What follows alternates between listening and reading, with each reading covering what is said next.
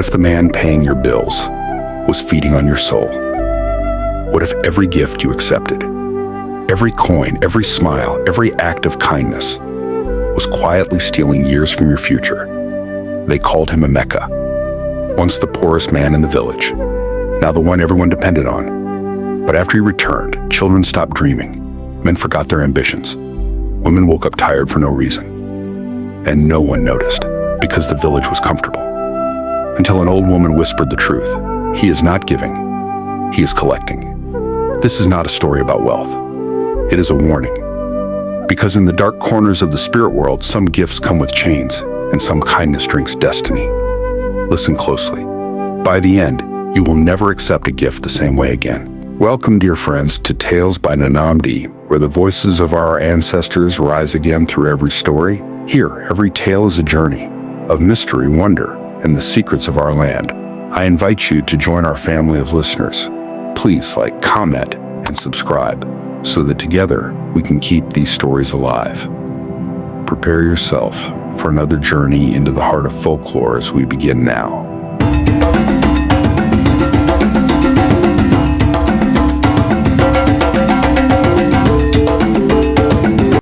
The village of Umudiki lay hidden between red dust roads and stretches of cassava fields. Its people lived simple lives, eking out survival with worn-out tools and bare hands. Birds chirped, but the air carried a heaviness. Families whispering about hunger, debts, and dreams deferred.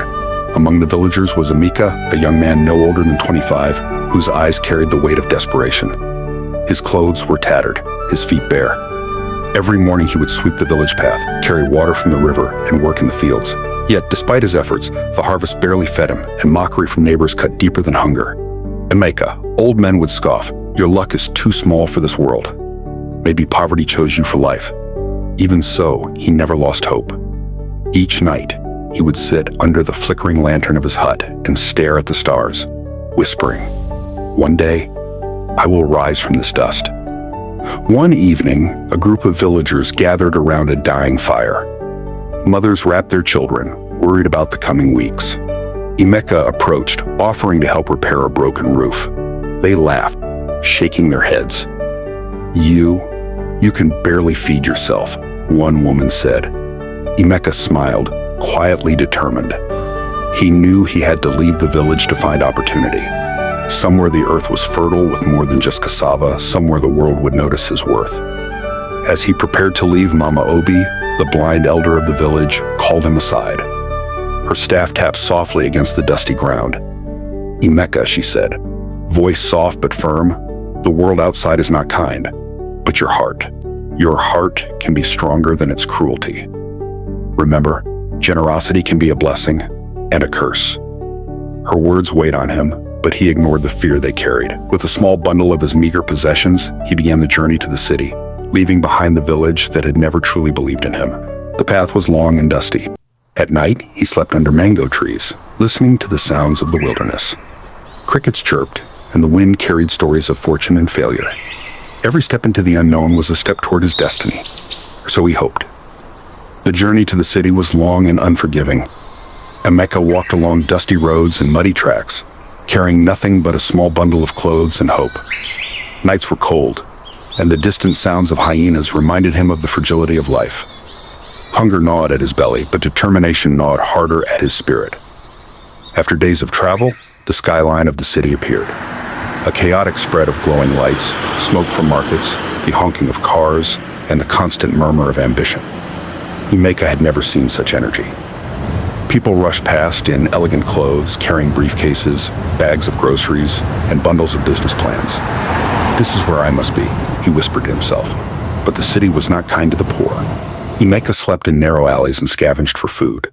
Each day, he searched for work, knocking on doors, washing dishes, delivering parcels, anything to earn a few coins.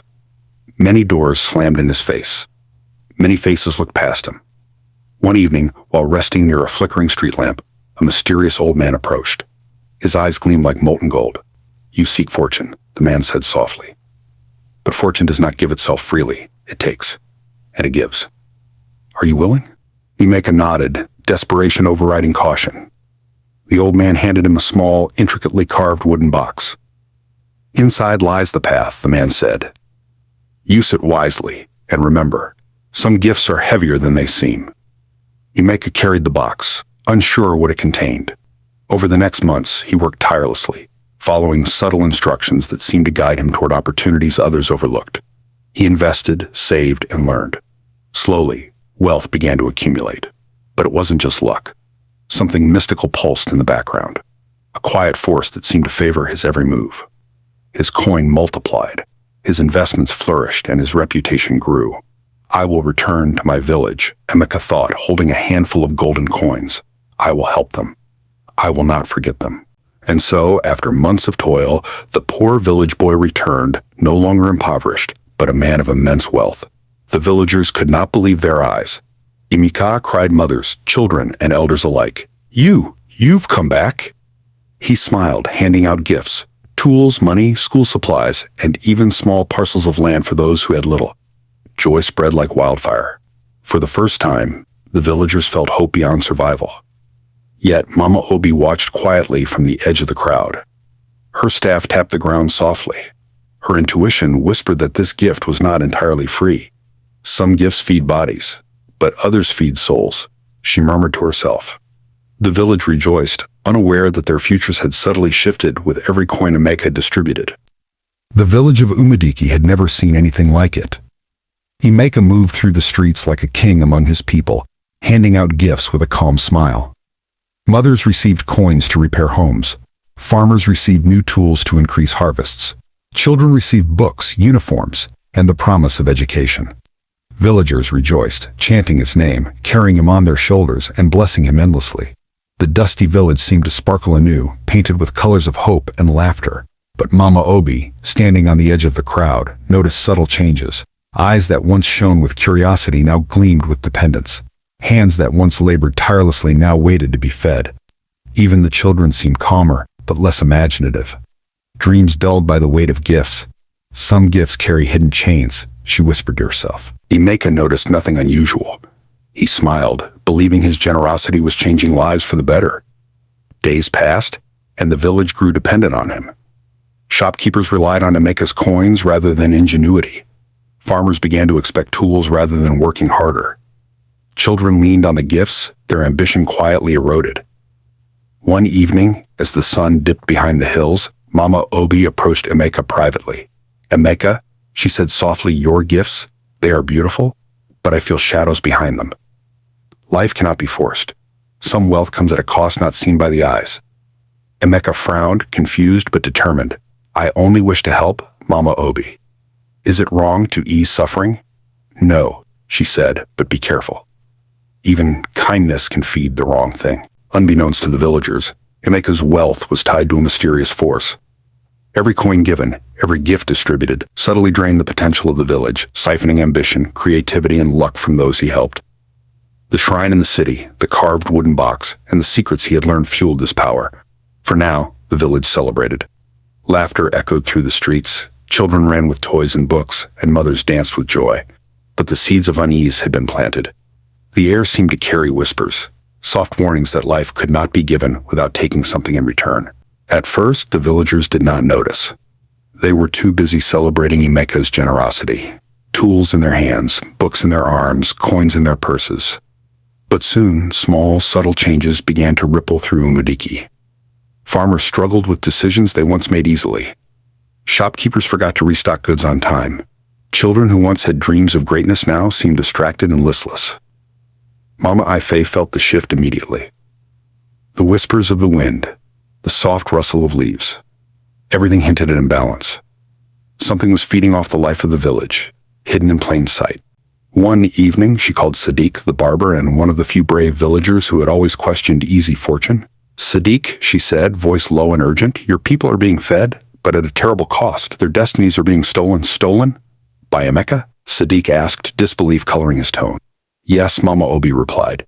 Every gift carries a thread. Each coin, each tool, each book draws a little of their life force.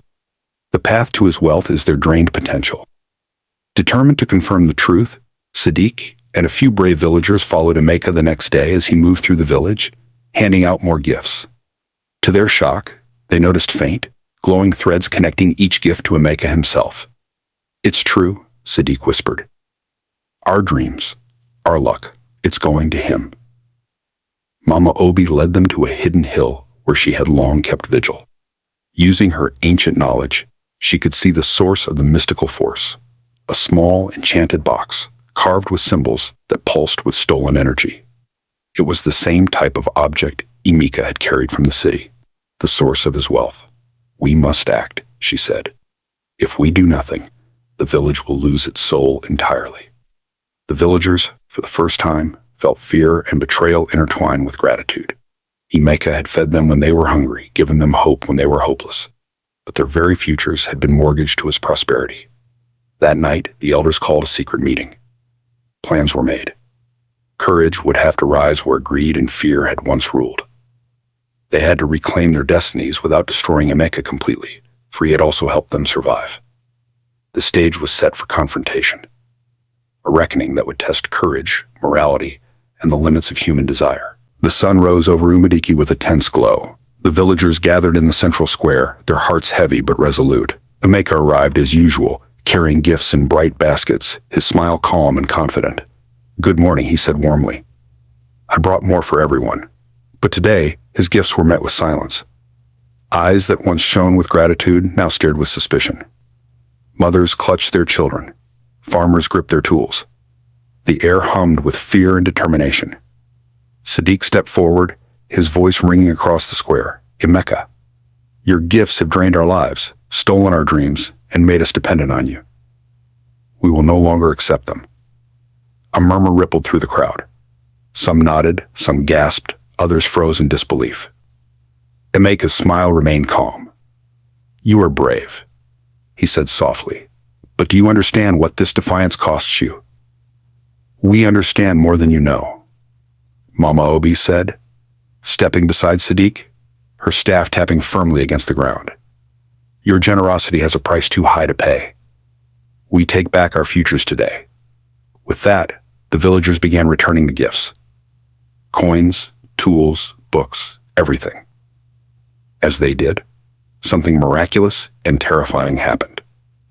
Glowing threads connecting the gifts to Emeka snapped one by one. The enchanted box he had carried pulsed, then cracked, releasing sparks of mystical energy into the sky.